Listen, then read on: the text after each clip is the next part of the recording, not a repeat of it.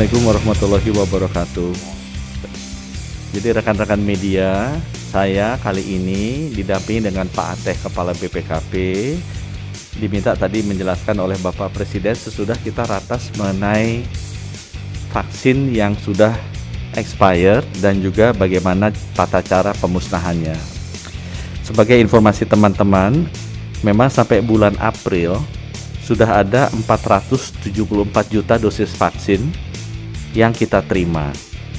Dari 474 juta dosis vaksin itu, sekitar 130 juta adalah vaksin hibah atau donasi. Jadi pemerintah tidak mengeluarkan uang untuk memperolehnya. Sedangkan sisanya sekitar 344 juta itu adalah vaksin yang kita beli. Nah, sebagai informasi, itu yang per April ya. Tapi sejak April sampai akhir tahun akan ada lagi kedatangan vaksin, yaitu sekitar 74 juta lagi. Dari 74 juta itu sekitar 15 juta adalah sisa kontrak di awal tahun 2021 yang akan terkirim di sesudah bulan Juni sampai akhir tahun. Nah, sisanya itu sekitar sekitar 71 kurang 15 ya. Sisanya sekitar mungkin 50 juta lebih itu adalah hibah. Jadi kita bisa lihat bahwa akan lebih banyak lagi vaksin hibah yang akan datang.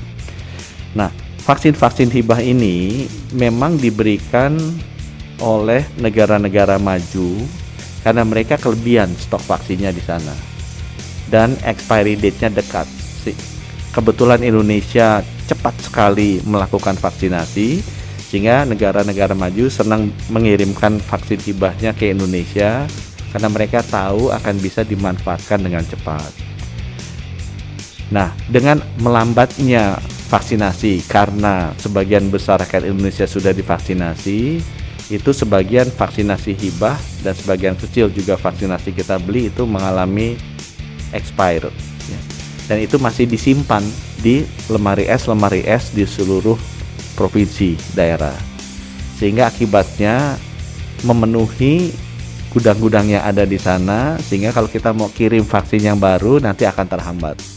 Dan itu mulai terasakan karena sekarang begitu pandemi sudah mulai turun, kita mulai melaksanakan vaksinasi rutin dengan bulan imunisasi anak nasional yang kemarin baru kita luncurkan. Sehingga kita merasa lemari esnya penuh diisi oleh vaksin-vaksin COVID yang memang sudah expired, yang sebagian besar itu berasal dari hibah. Oleh karena itu tadi kami mengajukan usulan ke Bapak Presiden agar bisa dilakukan pemusnahan di daerah-daerah untuk vaksin-vaksin yang memang expiry date-nya sudah lewat. Dan arahan Bapak Presiden agar pemusnahan itu dilakukan dengan sesuai dengan aturannya berlaku dan didampingi dengan BPKP, Jaksa Agung, dan aparat-aparat penegak hukum lainnya, sehingga dibuat menjadi lebih transparan dan terbuka, dan prosedurnya juga sesuai dengan aturan yang berlaku. Tapi itu penting untuk segera dilakukan agar tidak menghambat program-program vaksinasi berikutnya karena gudang-gudangnya itu penuh.